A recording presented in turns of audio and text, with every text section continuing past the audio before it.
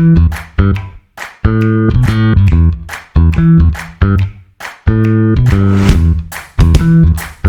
listening to the Common Fan Podcast, a Husker football podcast for the common fan by the common fan.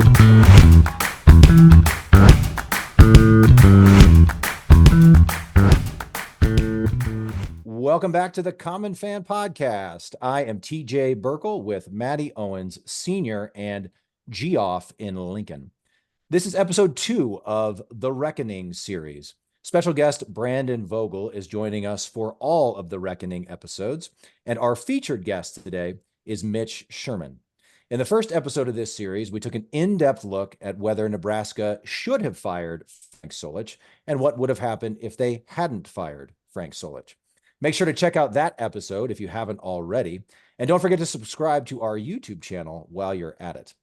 The question we're exploring today is, would Bill Callahan have worked with more time? That's a loaded question, but first, make sure to load up on certified Piedmontese beef, common fans. It wasn't that long ago that we were shoveling out under feet of snow, and now it's summer, and we are in the sweet spot of grilling season. So get outside and enjoy the savory cuts of steak, juicy burgers, mouth-watering ribs, and so much more from certified Piedmontese. Stop by your local Mercado Butcher Shop at 30th and Yankee Hill or 84th and Havelock in Lincoln and at 162nd and Maple in Omaha. You can also go to cpbeef.com to get certified Piedmontese products shipped right to your front door anywhere across all 50 states. Certified Piedmontese, powering the Husker football team and powering the Common Fan Podcast.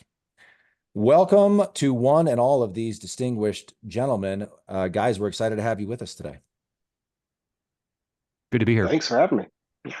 Absolutely. That goes for you too, Matt and Jeff. We're excited to have you here too. Excited to be thanks, here. Steve. Appreciate that. Thank you.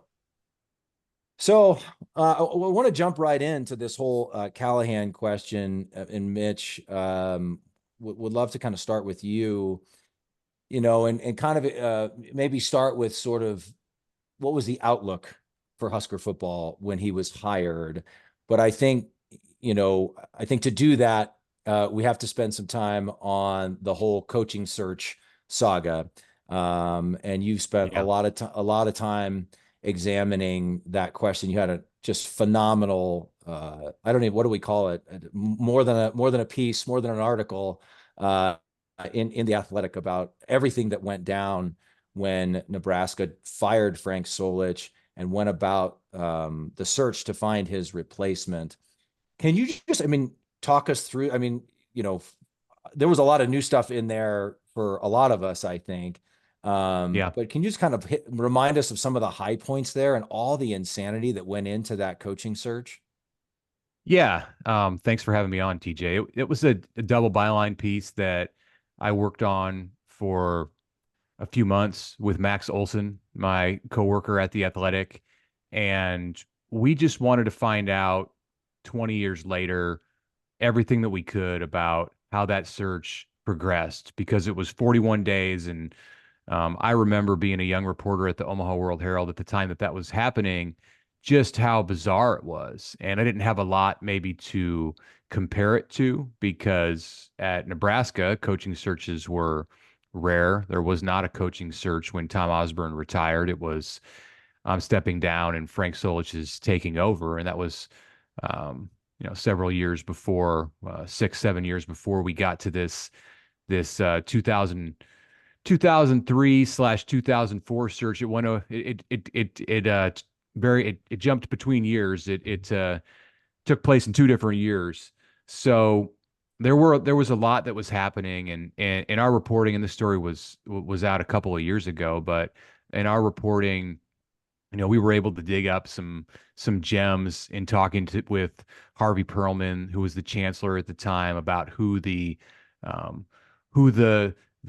super secret candidate was that Steve Peterson had in mind, and Perlman let the cat out of the bag a bit, that Peterson was targeting Mike Sherman from the Green Bay Packers. And at the time that Solich was fired, Peterson was hot on the trail of Sherman, who was struggling to get the Packers into the playoffs, and he made a trip to Green Bay. I believe it was a home game. He made a trip to Green Bay to try to lure Sherman, and Sherman kind of kept him at arm's length, we were told, and then the Packers got hot in December and made the playoffs, so that all went out the window. His preference was to stay in the NFL. So the search went on to Al Saunders from the Kansas City Chiefs, who was the offensive coordinator and was a hot name at the time in NFL circles and coaching circles. And he had a connection to Nebraska because his daughter played soccer at the time in Lincoln, and he spent a lot of weekends at Nebraska. So there was, there was some real hope there that was going to work out, but some promises were made within the Chiefs organization. Dick Vermeil got involved, who was the head coach of the Chiefs at the time, and told Al that he wanted him to stay and be a successor. And he chose to do that. Saunders did, and he did not become Dick Vermeil's successor a year or so later.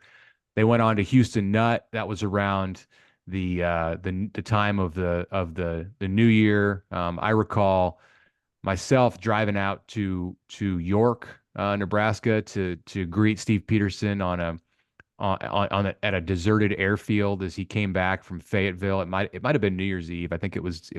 I was working a shift in downtown Omaha on a holiday, and was happy to get out of the office and drive to York on a cold night and say hello to a surprise Steve Peterson as he got off the plane. And he had no comment, but that was part of the Houston Nutt saga. And of course, the highlight of that was the jet that Nebraska sent to Fayetteville to pick up Nutt to bring him back and introduce him as the coach. And there were all kinds of games being played between the athletic director at Arkansas at the time, and Nebraska and Nutt's agent. And he, of course, didn't take the job. And in the background of this, you had Bo Pelini, who wanted to be hired and was the favorite choice of a lot of the Nebraska fans and the Nebraska players, and they were trying to get ready for an Alamo Bowl game.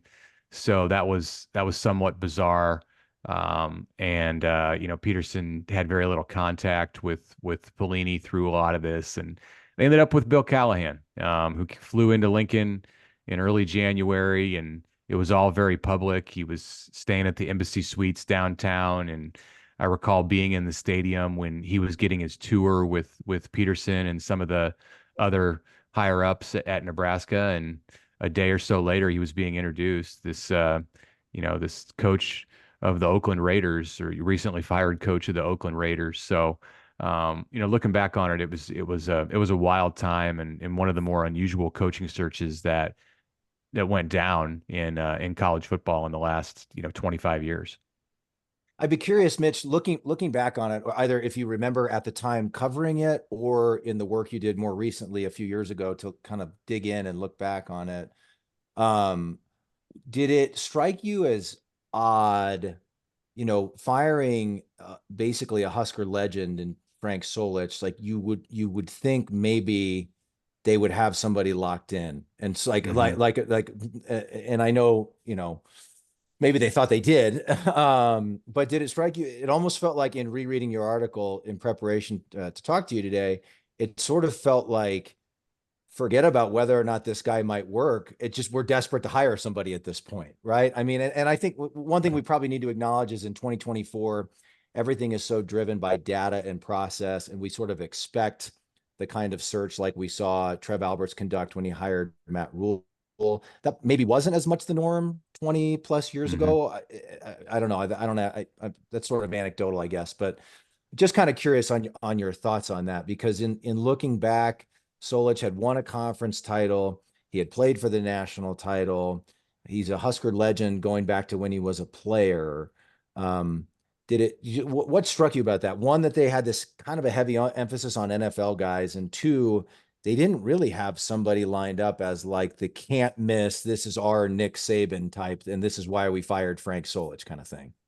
Well, yeah, Peterson was fixated on an NFL coach, bringing in someone who could modernize the Nebraska offense, and that was his big concern with what he watched happen over the 2 or 3 years before he decided to fire Solich. And he made that decision, I think, after the Kansas State game in 2003.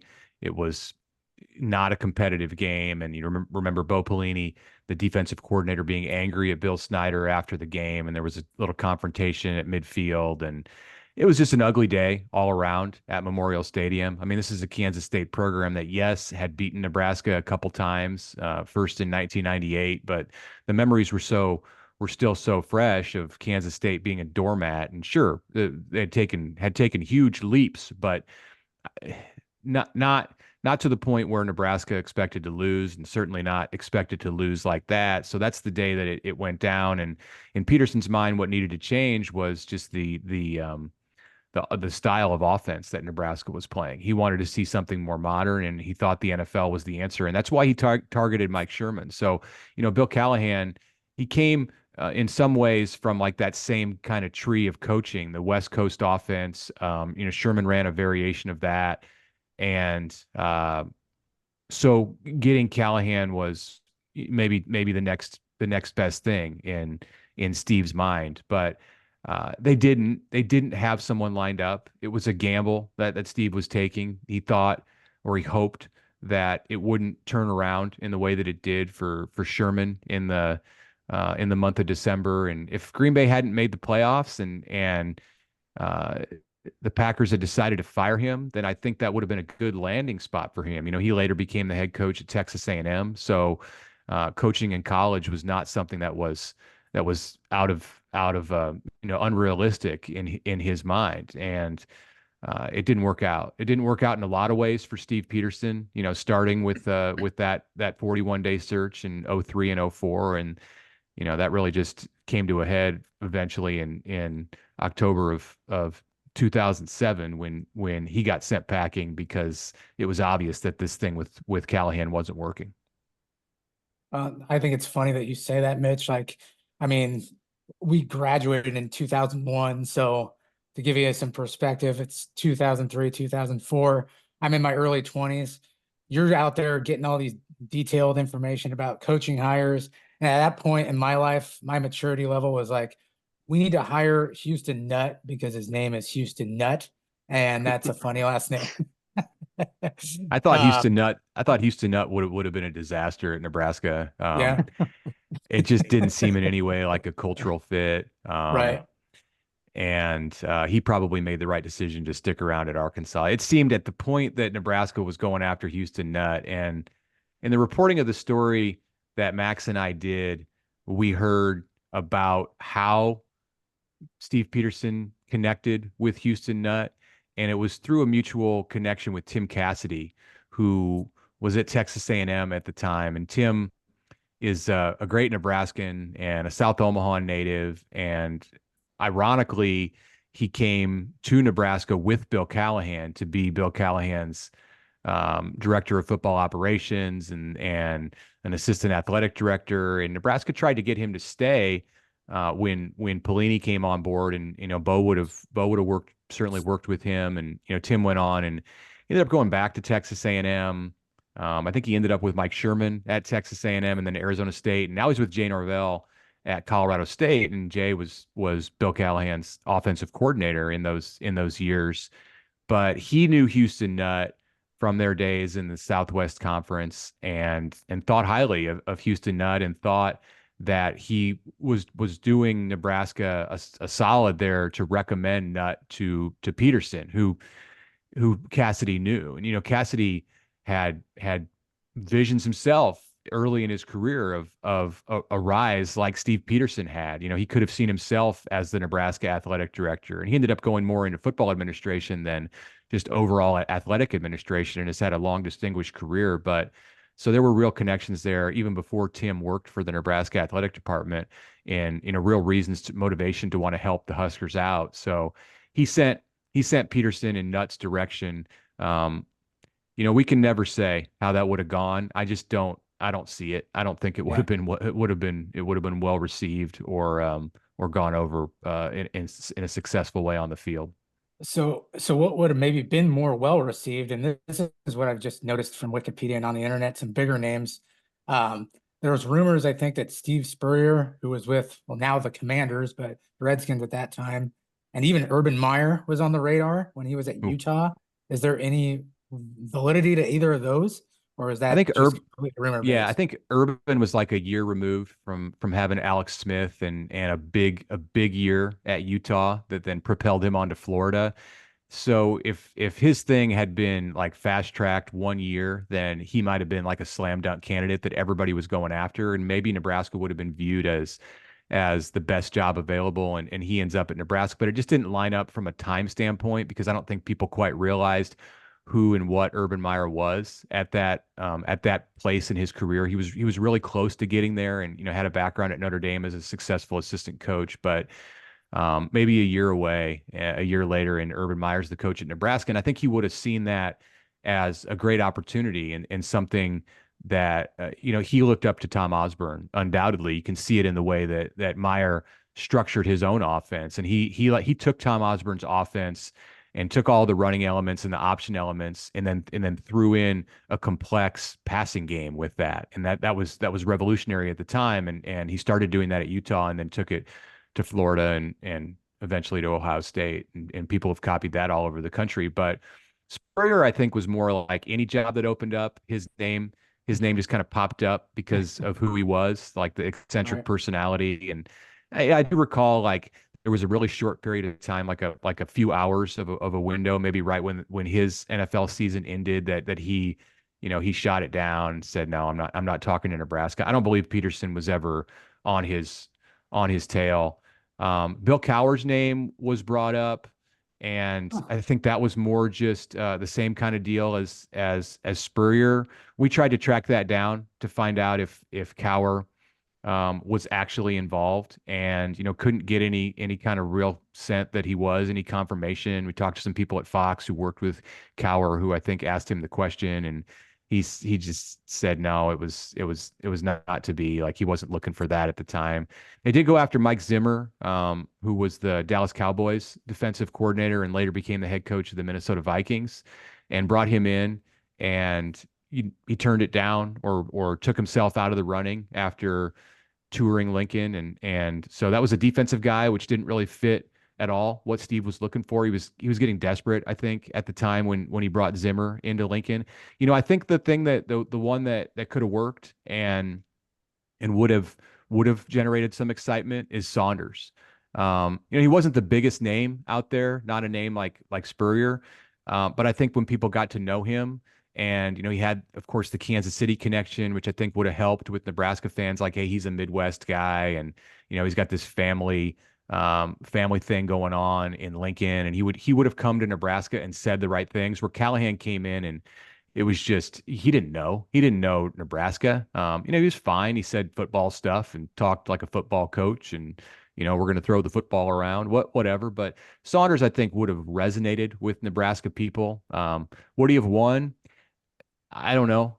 I think he would have been a better fit, though, from just like the matching the environment that was needed at Nebraska. I think that was the surprising one for me, Mitch, when I read that article initially, because you kind of hear those leaks of, the Mike Sherman and Mike Zimmer and of course the Houston Nutt one. I think most everybody had heard that was a possibility, but the Al Saunders one, kind of surprised me, and I'm with you. I thought that would have made a ton of sense, and it would have been really interesting, because I know that I kind of vaguely remember that Chiefs offense that he had just absolutely rolling and getting tons of yards and points. But so all those different candidates, 41-day search. Once the hire had been made of Bill Callahan, kind of what was your take on the reaction to that around Husker Nation? I know for me personally, it was kind of like, well, that search took a really long time, but, this guy's just a year away from coaching the Super Bowl, and that's impressive in itself. I know he had a really impressive offense, but you look back on that, and he had some pretty savvy veterans on that Raiders team. I remember, you had Jerry Rice and Tim Brown, and, Rich Gannon was a crafty veteran at that time. So you're like, well, okay, maybe that's a little bit more of why they made it to the Super Bowl. But so I wouldn't say for me it was an underwhelming hire. But what was the vibe that you got around for Husker fans and Husker media towards the reaction once Bill Callahan was kind of named the head coach at Nebraska? Yeah, it was just a lot of relief, from the fans and the media. I think they were just so tired of the search going on, and it's like, is this thing ever going to end? And you had recruiting to address. Coaching searches don't, I mean, the coaching search at Nebraska that led to Matt Rhule was longer than this one, but it was during the season, so you have a season to watch, and it's understandable why it took Trev Alberts the time that it did. I mean, no one was expecting him to make a hire on November 1st. Who are you going to get at that point? So Right. as soon as the football season ended, the search was over. And I think that's really how these searches should be measured. If you're going to go in terms of like the length and just them being drawn out, it's how long in the off season was this thing going on? And the Peterson search was entirely in the offseason. So he fired Frank Solich on the day after the season ended. That's when Matt Rhule was being hired at Nebraska. So one was starting as the other one ended. So that's, I think, why there was so much angst around the Peterson search, because it was all going on while other teams were getting their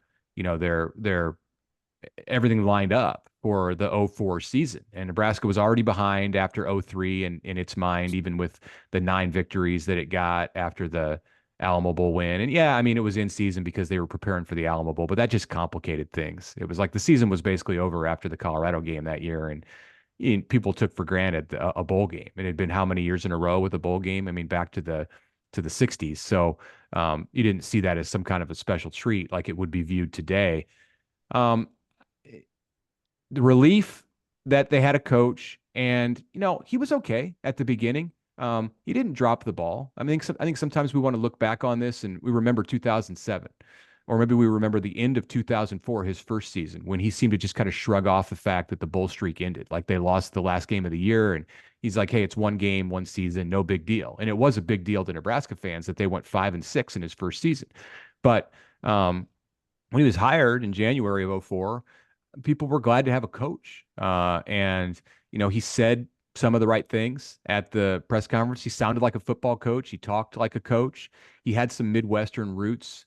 He had been at the University of Illinois and Wisconsin, and Barry Alvarez spoke up for Bill Callahan. You heard Adam True, who was an ex-Husker from the city of Lincoln, who played for him with the Raiders, and he spoke up for Bill Callahan. Yeah, there were some red flags, like the stuff with Rice, and some of the veterans that you mentioned on the Raiders who didn't seem to love playing for Callahan. But most people just wanted to like look past that and look for the good in the what potential good there could be in the process. And he put together a recruiting class as fast as he could and signed it in February, and it ultimately included a ton of busts, and they were awful at times. Losing by 60 points on the road at Texas Tech in that first season was just really hard to watch for Nebraska fans.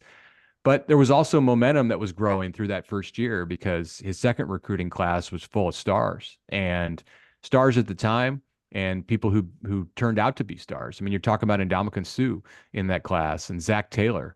And Taylor wasn't a headliner in that group, but he ended up being really important for the next 2 years. The reason that Nebraska won games, a big part of it in 05 and 06, and went to bowl games. So it was, I don't think in any way the majority of people thought at the beginning, oh man, this is going to be a disaster. That didn't transpire and play out until, again, October of 2007. And, I'll remember that Oklahoma State game. Nebraska was down 37-0 at halftime, and Peterson got fired 2 days later. So that's when it was over for Callahan, and people realized that the time was up. And Nebraskans will eat that stuff up. Did you hear what Barry Alvarez said? or Adam True said great things at the time. Yeah, I think now or well, much that's later true. on, That's true. Barry Alvarez went to bat for multiple candidates right. who came to Nebraska that is as true. both coach and athletic director, and it didn't really end up working out well with any of them. So I don't know today. He's still in a leadership role, and at least like a figurehead role in college sports. Like, I don't think Nebraska people are really going to take that to the bank if Barry Yeah. Alvarez, the old Wisconsin coach and AD, is endorsing a candidate these days. No, fair point. We're going to move into some things about the Callahan era, but Brandon, any thoughts on that, on kind of the initial search or the reaction from Husker Nation at the time, or the early going there? Any thoughts or reflections there from you? Yeah, I mean, I was in a unique spot in that I was in graduate school at the time in Boston, living outside of Nebraska for the first time in my life, and so I was pretty removed. But I probably followed Nebraska football closer then than I had when I was, in high school and college, living in the state. So I remember the Houston Nutt incident most specifically because there was a plane that you could track. There was reporting out there on that, and based on the candidates we'd heard rumors about, it felt like a departure. That was the one where I truly thought, like, oh, this isn't going well for Nebraska. I think with the benefit of hindsight, it stands out that, and maybe this is too much viewing it with current eyes of a past situation, but the interest in an NFL guy sticks out to me. I don't know, Mitch, did you get any sense then, or through re-reporting this for your story, which I also revisited? It is definitive. I really love it. Was this like a Pete Carroll kind of tailwind? Was it just what Peterson thought? In terms of the interest in the NFL, because I think if you have that search 4 years later, it's probably not as NFL focused, but maybe I'm wrong. Yeah, I do think that Pete Carroll was a factor in it, and who had been a college guy who went to the NFL and then came back to college at USC, and they were in their heyday when this was going on, or just starting to get into it. It was 2 years before Reggie Bush won the Heisman. That was 05. And 04, Matt Leinart won the Heisman. So you're right in that time when it was like the formula was out there. And Peterson certainly looked at Nebraska as a program that was on par or above USC. With what Nebraska had done in the decade previous to that, there was no reason to think otherwise. So if he could go find the next Pete Carroll, that I definitely an offensive guy who could bring a modern offense to college football. No doubt about it. That was a part of it. And I remember you kind of jogged my brain there. I remember talking with Max Olson, who reported this with me about that exact factor. And we had some conversations a couple years ago in reporting the story about that exact thing, that Peterson was impacted by what he saw happening at USC.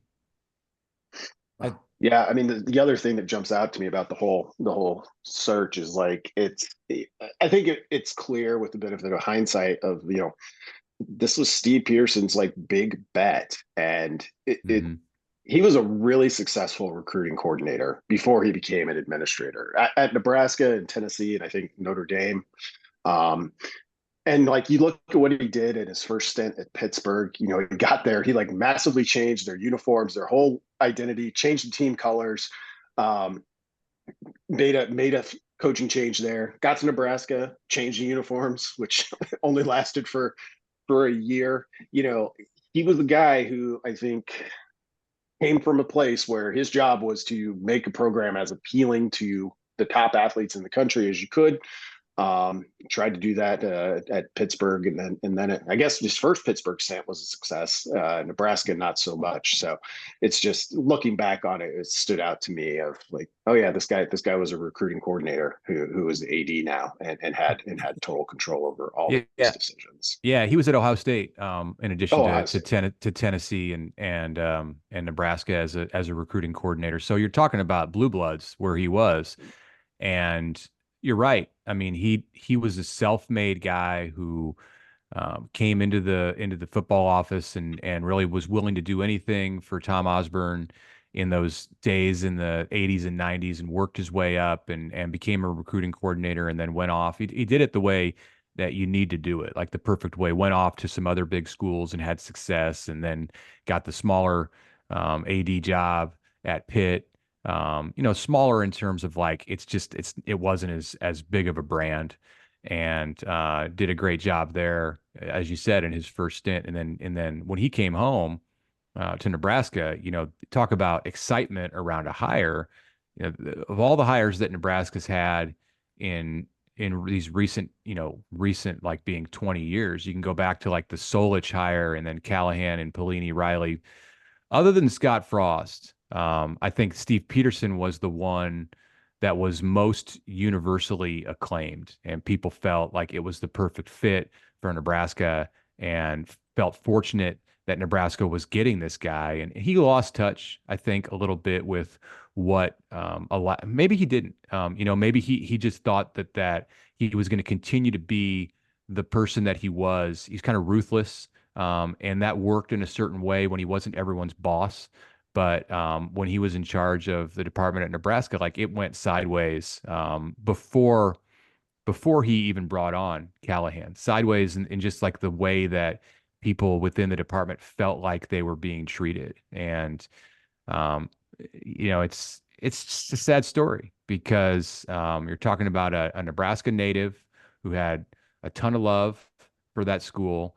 And when it ended in '07, he left, of course, and went back to Pittsburgh, and he's just remained completely out of the picture. There's never been a let's welcome Steve Peterson back to Nebraska and make amends for everything, like we had with Frank Solich or anyone else. I think you could even do that today with Bill Callahan much easier than you could with Steve Peterson. And part of that is his own doing, and part of it is just the timing and the way that things broke for him. But he's been in Ohio, I believe, at the time that Max and I wrote this story and reported it. We tried to talk to him, like exhaustively tried to get a hold of him, and he wasn't returning calls. I mean, we did everything except like go knock on his door, and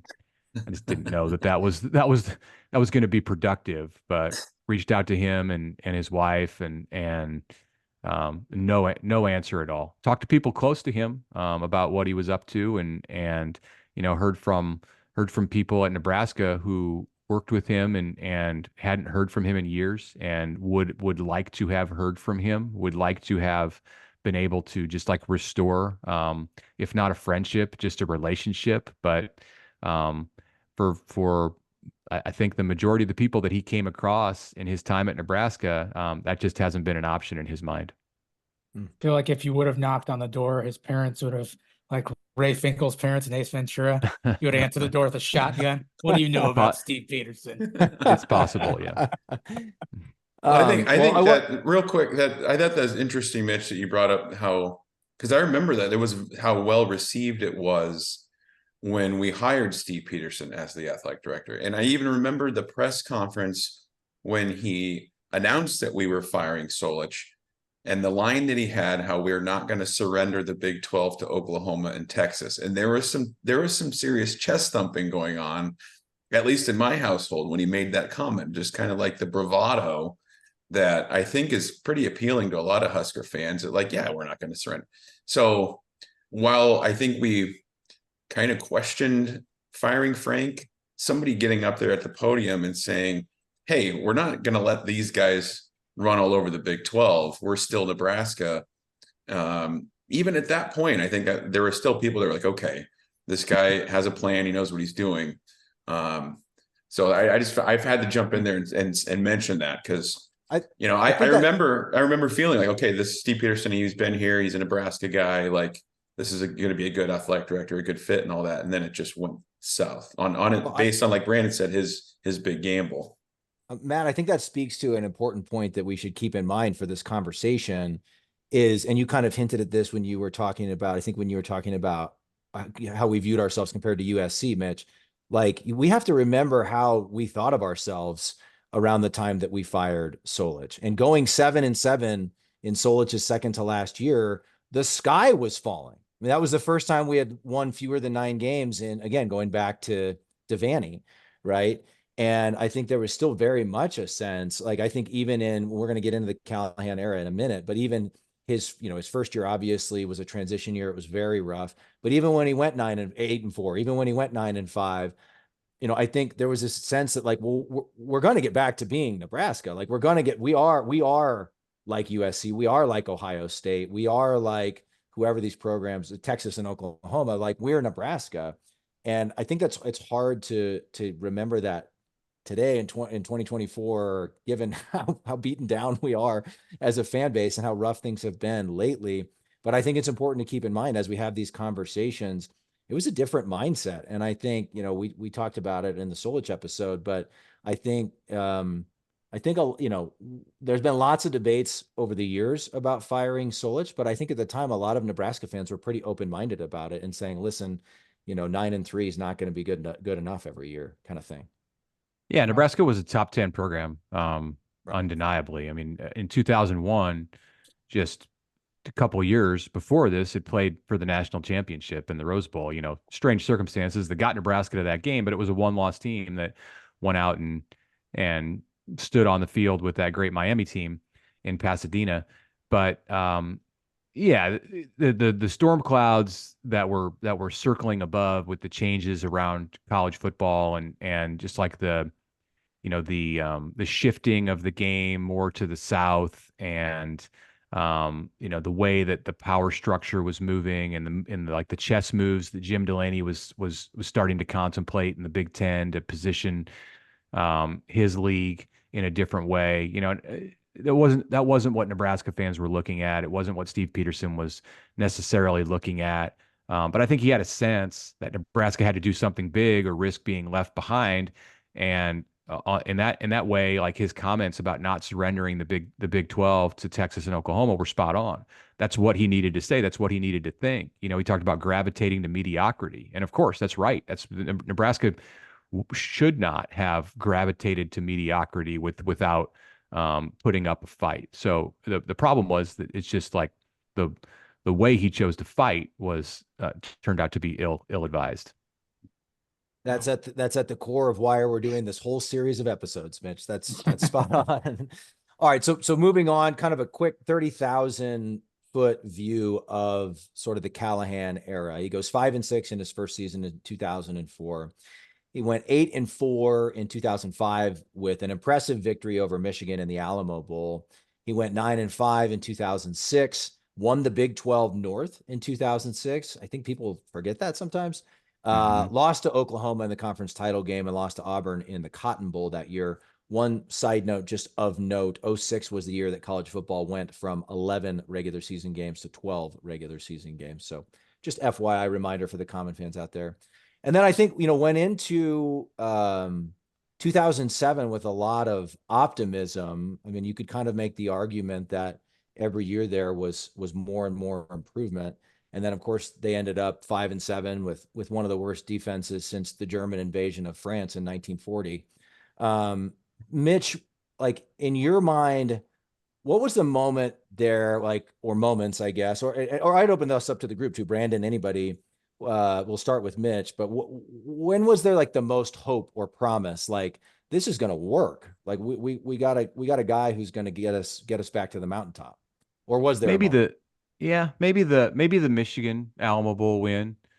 That was impressive because Michigan was obviously a blue blood, and it wasn't a vintage Michigan team. Maybe it wasn't a vintage Nebraska team, but that Nebraska went toe to toe, and I remember being at that game and thinking, hey, Nebraska's got Zach Taylor coming back for another year, and all of these players who had come in as one of the best recruiting classes in the country were just going to be going into their second seasons. So players like Philip Dillard and Ndamukong Suh and Marlon Lucky, they were coming back and going to emerge in 2006. And 2006 it did play out in that way a little bit. Nebraska had USC on the schedule in 06 and 07. And I believe 06 was the year where the Trojans came to Lincoln, and then Nebraska went to LA in 07. I might have those switched around. Yeah, other way around. Okay, so 06, Nebraska went to LA. Am I right there? Yeah.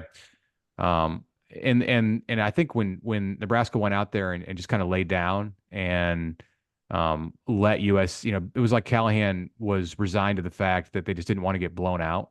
That was where things started to turn the other direction. And even though Nebraska did go and win the Big 12 North that year, you saw it again in the Oklahoma game in Kansas City, that Big 12 championship, they didn't really look like they belonged on the field with the Sooners in that game. And I know it wasn't a rout, but it was a freezing cold night, and Oklahoma was just far superior. So steam started to come out of the sails a little bit at that point.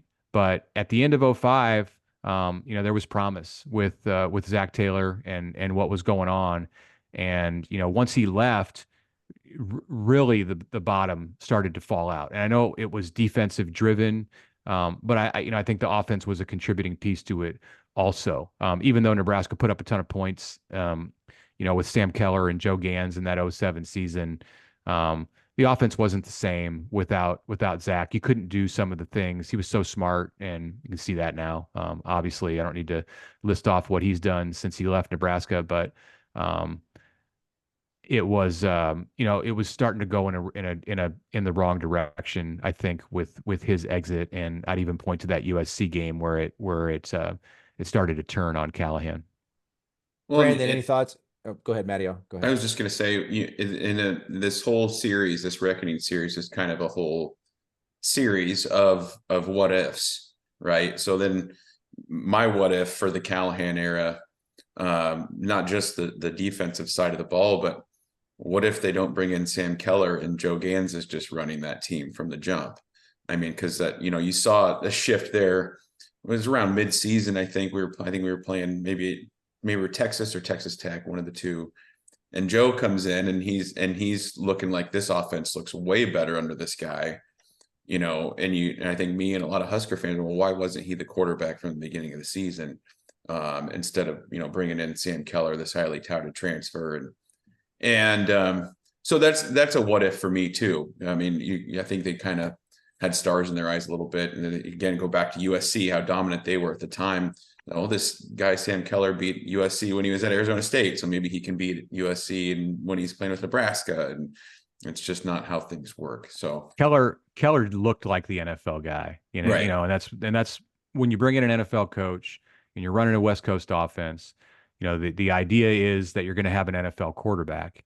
And in replacing Taylor, who was like a stopgap, this JUCO kid who did things well, but wasn't an NFL quarterback. It was like the next step was you go get yourself an NFL quarterback, and you stamp Nebraska as this program that's going to send players onto the NFL.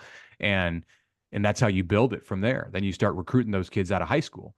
Well, Sam looked like it. Like he's 6'4" and 225 pounds, whatever, had a big arm.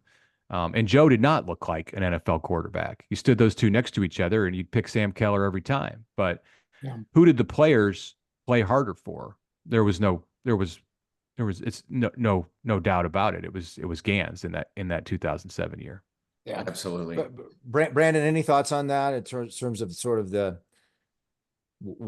back to the original question of when maybe there was the hope and the promise of if this might work?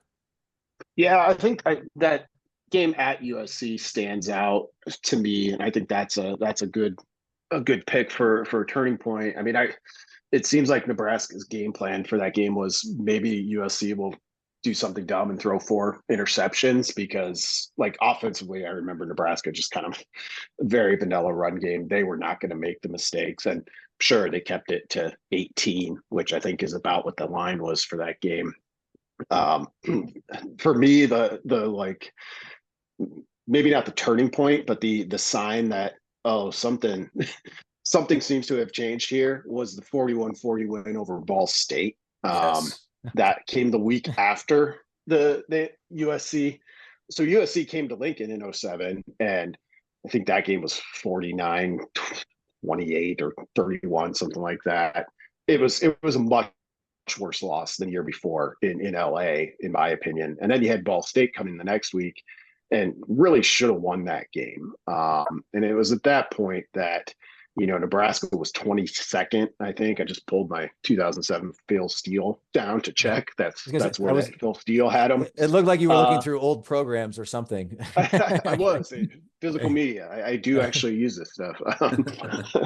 So there was that. I mean, and I would agree with Mitch. I think the high point was the end of that 05 season. Not only did you have the Michigan game, but the regular season finale at Colorado, I think Nebraska was about a 15-point underdog, and they destroyed Colorado. Colorado, I think, had 55 yards over their final 8 or 9 drives. It was 30-3. Nebraska outgained them almost 300 yards. Like that was probably the restore the order game. Yep. Where they all have the shirts. That was probably the peak performance, I would say, of Callahan era Nebraska. That said, does anybody remember 2005 Colorado? Like, I think they ended the game on a 4-game end the season on a 4-game losing streak. So it kind of illustrates, I think, what we're talking about in its own way, even though it may have been the high point, at least in my opinion. Was that a Colorado team? I believe it was that then went on to the Big 12 championship and played Texas and got 70 hung on them.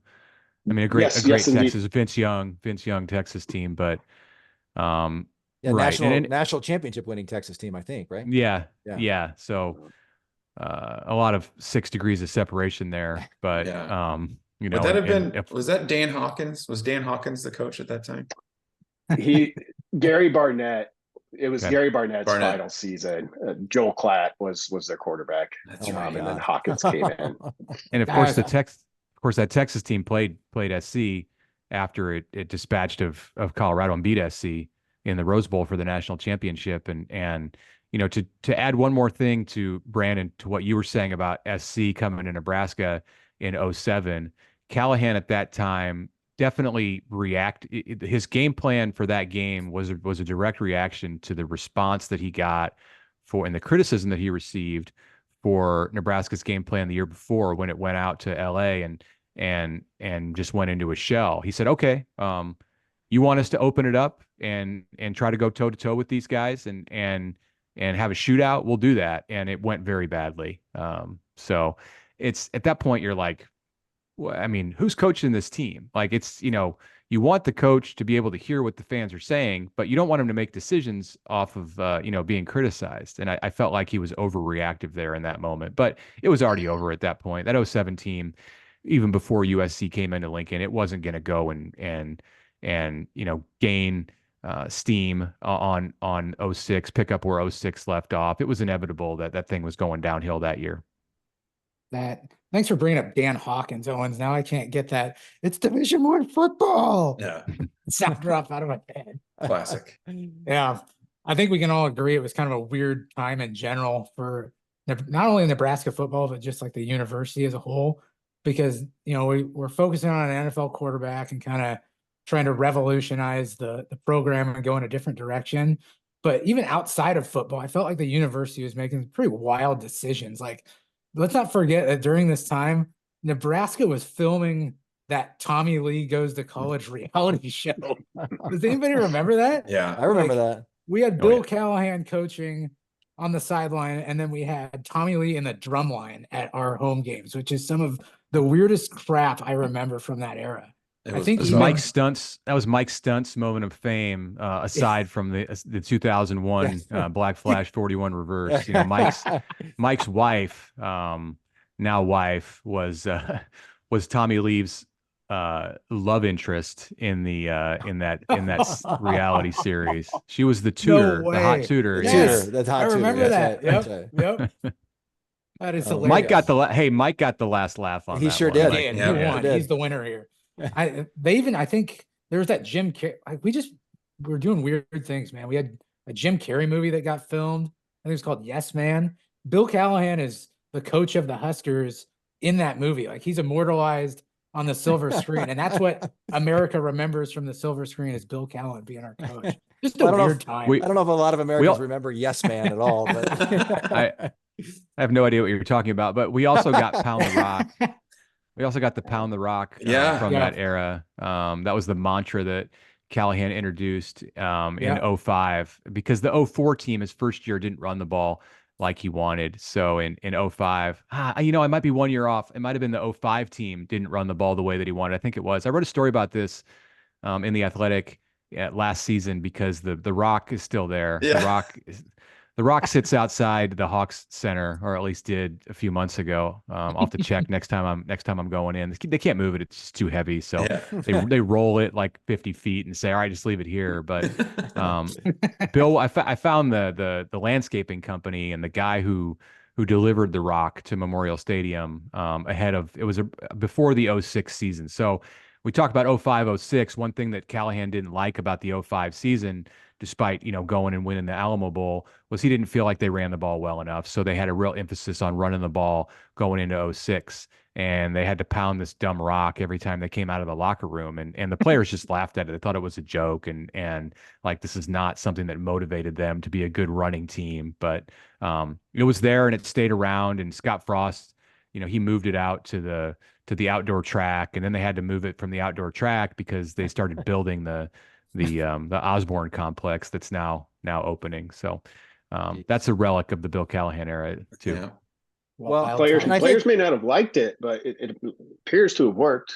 Barry Jackson, 1,000 yards rushing, Brandon Jackson, 1,000 yards rushing in 2006. Marlon Lucky, 725.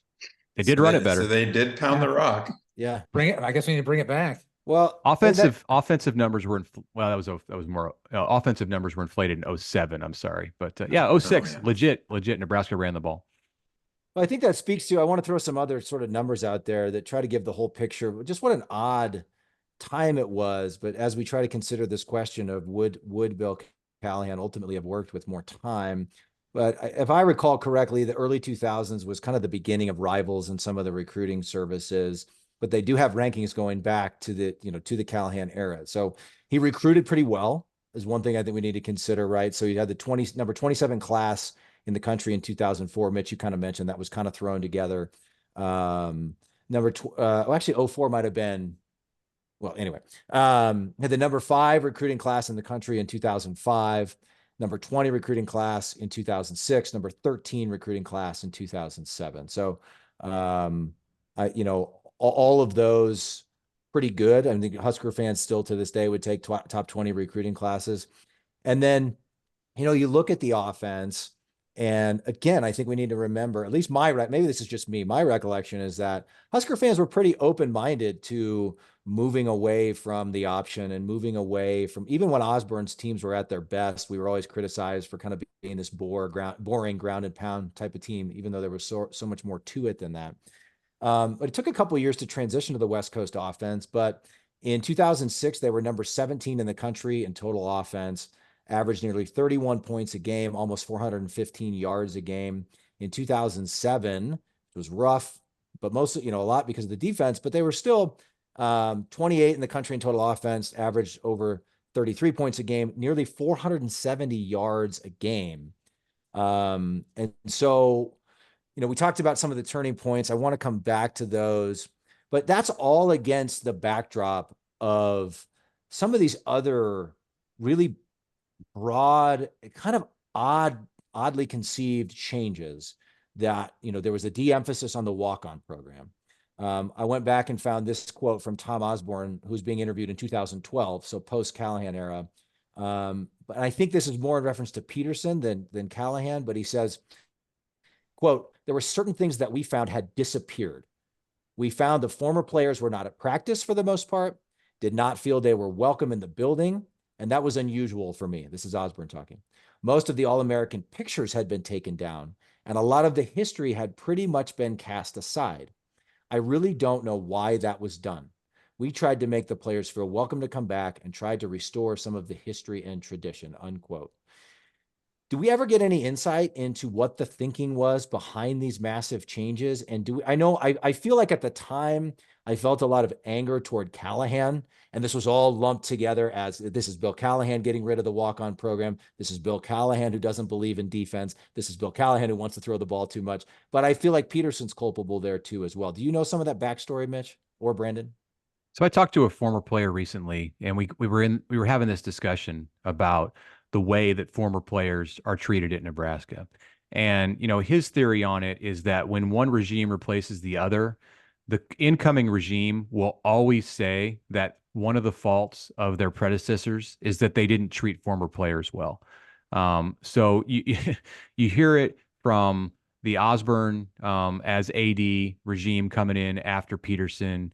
You hear it maybe from even like Sean Eichhorst and that group that like maybe Pelini wasn't. Nobody's accusing Osborne of treating former players poorly. Let's say that. But Bo didn't want these guys around. That was a talking point. You heard it when Frost came in about how all of the former players needed to come back and they had to rally the support because they weren't wanted under Eichhorst and Mike Riley. So even some of it in the current regime, like when Trev came in, which is not the current regime, but there was let's open the doors to former players, and you hear former players now saying, "Hey, Matt Rhule is the most welcoming coach." So I think some of that's a little bit overdone. But also, yes, Steve just wanted to do things his way. And I think Bill wanted to do things his way. And he didn't have a real interest in playing to the Nebraska traditions and like the tradition is, I guess, the best way to put it. Callahan, he said, I think in his mind, he was brought into Nebraska to create something new, and it didn't matter to him very much how Nebraska had done it in the past. So that played into whatever kind of complaints the next regime had about how things were run. If he would have won, it wouldn't have mattered. If he would have won, if he would have built on 05 and 06 and won 10 games in 07 and 12 games in 2008, you never would have heard complaints about, hey, former players this and former players that, or it all would have been, this is the new Nebraska and it's great because they're winning. Right. So, I mean, we know how it all ended and can't go back in time and change anything. And we've talked about a few things that we think went wrong or could have been done better. But out of all those turning points that didn't go our way, is there one that stands out to you specifically, Mitch or Brandon, that was the defining like nail in the coffin that was going to be the end of the era, in your opinion?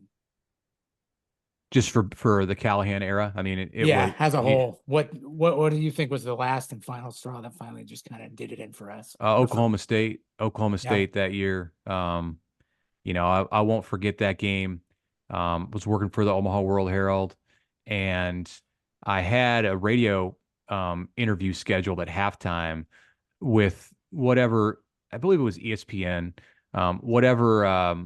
they did a whip around college football scoreboard show throughout the day where they would have people call in, or they would make calls to press boxes and have reports from on site at halftime of various games. And I remember standing in the back of the press box at halftime of that Oklahoma State game, and it's 30-something-0. And it was like, hey, we're going to go to Mitch now in Lincoln, Nebraska, where Oklahoma State is like, and they didn't even think the score was real. It was like, that must be a mistake on our screen. Nebraska's up 30-0, right?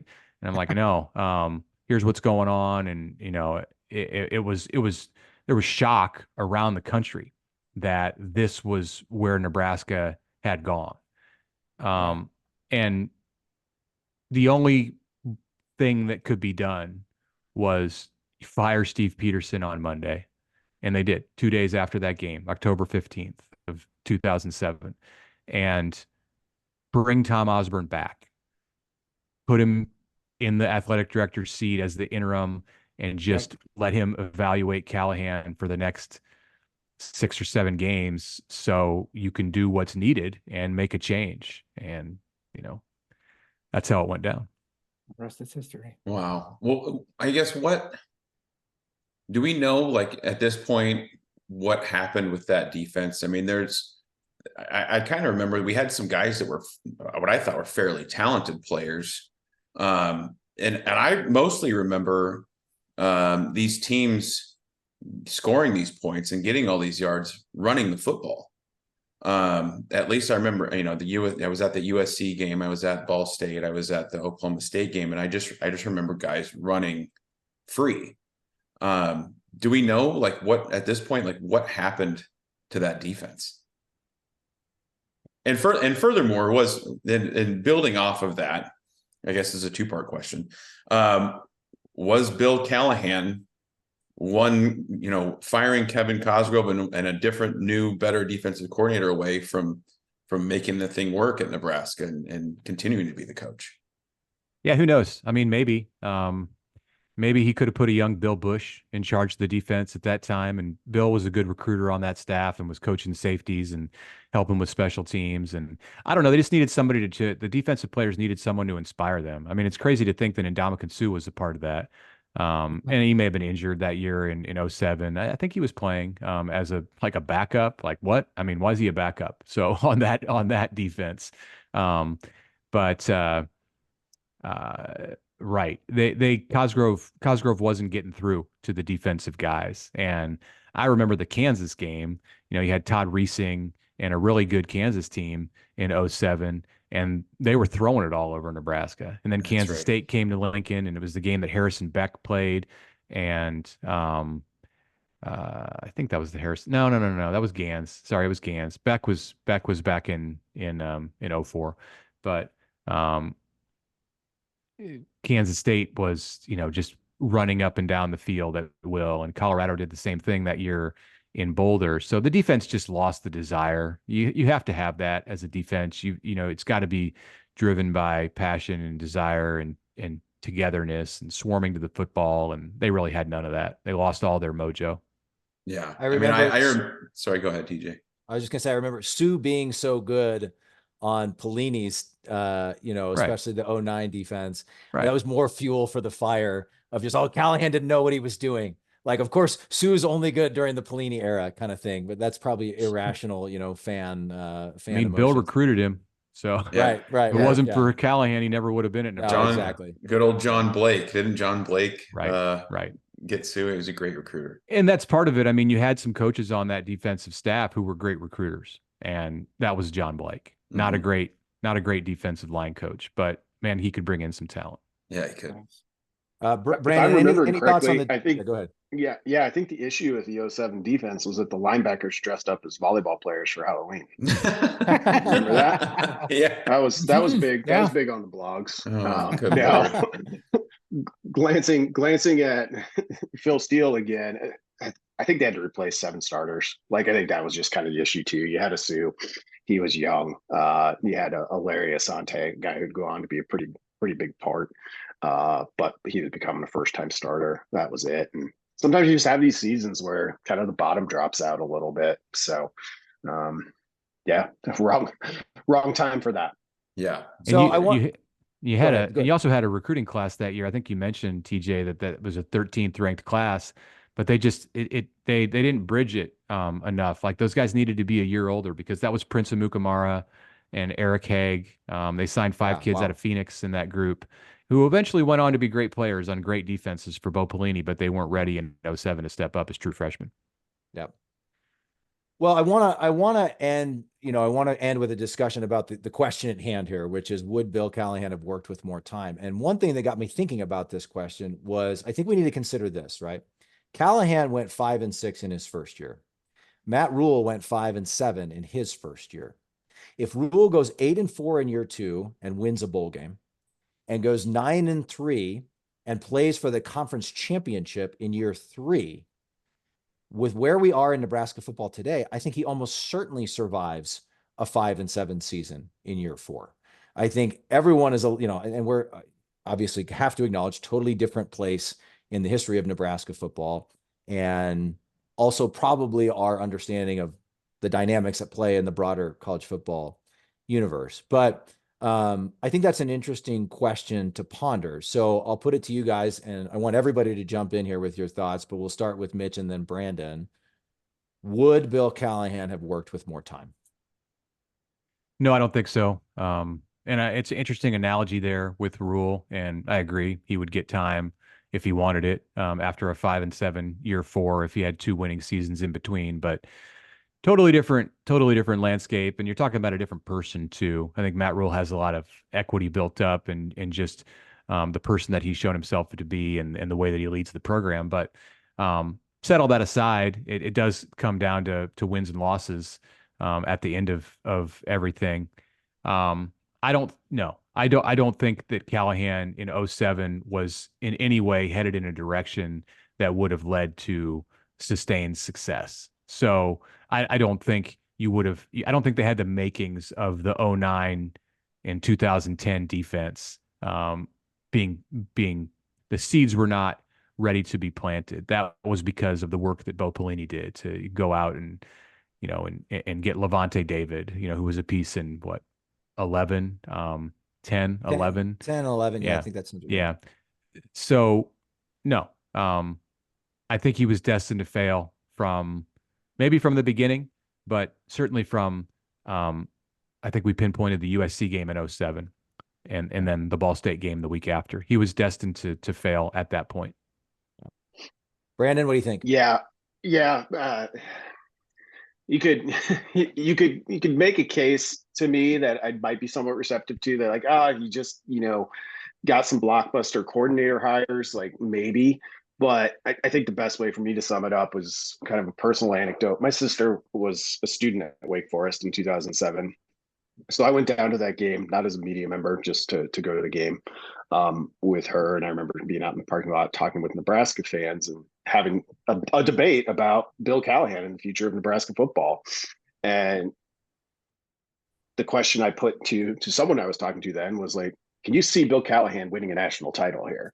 And I couldn't. But what stands out now is that was still the standard, I think, at Nebraska. And I think it was still kind of a realistic standard to have. Everything that's come after that, and has perhaps changed that. And I think that's part of the reason the Callahan era, to answer the question directly, no, I don't think it was going to work with more time. That said, I think it gets remembered as worse than it was because of everything that's come since, and a continued kind of fade from relevance. I mean, Steve Peterson, like, was he right? Did Nebraska need to modernize? Did it need to update? That's another fascinating question to consider, because I think he probably was. I don't know a lot of people are sitting around today thinking, Nebraska was still just running the option. I know some of them are out there. Oh, they're out there. They're out there. I think that ship is, well, it's getting more sparsely populated than it would have been, I guess, at least 10 years ago. All right, Matty O, what do you think? I think I agree. The short answer is no. I think eventually it would have fizzled out. If we change defensive coordinators, and I think the offense X's and O's wise maybe could have worked and been fine. I think it was all the other stuff for me that leads me to think no, it wouldn't have worked out. The things that you mentioned, TJ, with doing away with the walk-ons, and it just felt like a really weird fit. It doesn't feel natural. And Nebraska, it takes a special person and a special personality, I think, to be the head coach at Nebraska. And I remember like the thing when, Bill Callahan had that little dust up with the Oklahoma Roughnecks or whatever they're called, and called them hillbillies. And he just never really seemed good. like he, yeah,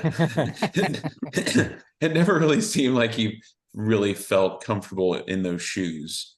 And quite honestly, like you look at what he's done since, he's widely regarded as a really, really good offensive line coach in the NFL. And I think that's probably the best fit for him. So, and then Mitch, I've loved bringing up the pound the rock thing. I had forgotten about that. Just all those weird, bizarre things, and it never really felt like the right fit. I don't think it would have worked. It would have fizzled out. You brought up the Roughnecks. Remember, he also had the throat slash, the bizarre controversy. Like why that was a controversy, I don't know. It was just kind of evidence that Nebraskans weren't really fully willing to accept him. I mean, if Scott Frost had done that, like in year 1 or year 2, no one would have even brought it up. Like, well, he did. I don't think Bill Callahan was signaling that he wanted to murder anyone on the field. No. All right, Geoff, what's your take? We got 3 no's so far. I'm not going to argue with the revered guests that we have on the show today. And I agree with Matt. It was just kind of a weird era as a whole. And you are right, though, Brandon, like looking back on it, and I think our guests are going to love both of your insights on this. Like, you hear people always say, like, oh, God, this is going to turn out just like the Callahan era. And when you actually break down the numbers and explain, it's not as bad as I remembered. I think just it's been so far removed. I just thought it was worse than it actually was. But I agree with everybody so far. I don't think no or extra time would have changed anything. Okay.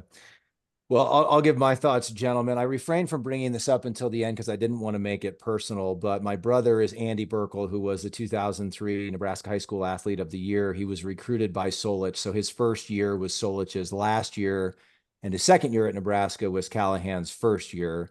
And it didn't go particularly well for Andy, and he ended up transferring to Northern Colorado. And I will point out he was all conference wide receiver at Northern Colorado. But it's personal, it's family. This is a family-friendly show, so I'm not going to swear, but I hate Bill Callahan. I don't believe it ever would have worked for Bill Callahan. I hope he never sets foot in Nebraska again. And tell us how you really feel. He's not coming on the show. I think he should stay as an offensive line coach as long as he wants to do that. But no, I don't believe it was ever the right fit. I think with like trying to take my love for my brother and the emotion out of it, it was never the right fit. Like just his quote, for all the reasons you guys have mentioned, his quote about Nebraskans having an unhealthy obsession with Nebraska football. You see that for the benefit, you can turn that into your ally, and you see how Matt Rhule is doing that. The passion that's there, the commitment, the love. It's tribal for us, for common fans. It's family. This is something that's way deeper than a football team or a college or whatever it is. And so like the fact that Callahan just never was able to grasp that and never able to use it to his advantage. And it was just never a good fit. But I'll be honest with you guys, I had to look back more on this one. I can remember games from almost any year since I've been conscious watching Nebraska football, but the Callahan era, once my brother left, I didn't watch a lot. That's the only time in my life that it was hard for me. I wouldn't say that I ever cheered for them to lose, but it was hard for me to like celebrate anything that Bill Callahan did well because it was personal. So 0 for 5, Bill. Sorry. The final verdict of the common fans is definitive. No, Bill Callahan would not have worked with more time. Mitch, Brandon, any final thoughts on this one? No, I think it's a really interesting topic to revisit, and you get to discussing some of this stuff, and it's interesting to hear your personal connection to it also. And we talked about some of the 6 degrees of separation, or I did in the hiring process of Bill Callahan with Tim Cassidy and Houston Nutt and Mike Sherman and all that. They run even deeper than what we mentioned, and you can see in Cincinnati.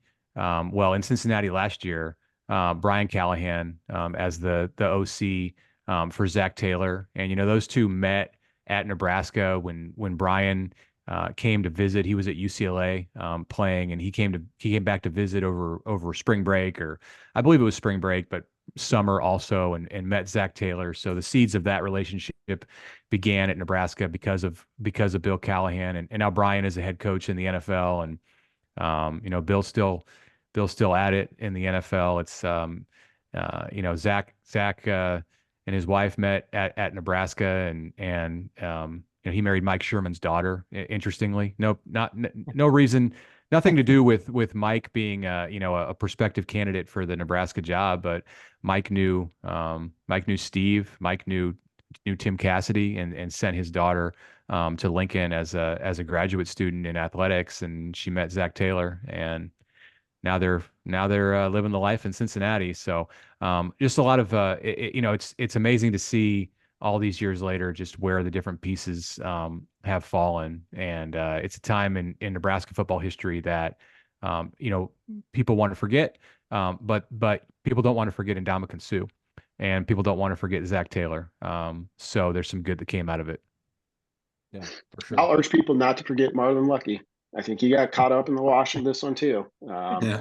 Really good career. Yeah, very good career. Absolutely. Marlon Lucky, on that note, Marlon Lucky actually is a great trivia question. He's actually the single season receptions leader still, I believe. Either that one year he caught like 70 passes. And I don't know if that one's going to get broken anytime soon. Wow. Matt, Jeff, any final thoughts? No. I do. Oh, go ahead, Jeff. Mitch. Do you, Jeff? Yeah, I do. Yeah, Mitch. Yes Man was a 2007 film released in 2008 starring Jim Carrey, where he's stuck in his negative ways and goes to a self-help seminar and has to say yes to everything that he does in his day-to-day life. Filmed at the University of Nebraska, and yes, Bill Callahan is featured in the film. So it was released after Callahan got fired. Yeah, even after he was gone. Yeah. Was he a detective who liked to visit zoos? And So you could probably stream it somewhere, I'm sure. Or not. Just don't do it. Or you could save 2 hours of your life. Thanks so much to Brandon Vogel for joining us for all the Reckoning episodes. Mitch, fantastic as always. Great to have you as our featured guest for this episode. Common fans, if you haven't already, check out the first episode of the Reckoning series where we focus on the Solich era and the firing of Frank Solich. And you can look forward to the next one, Believer or Believer.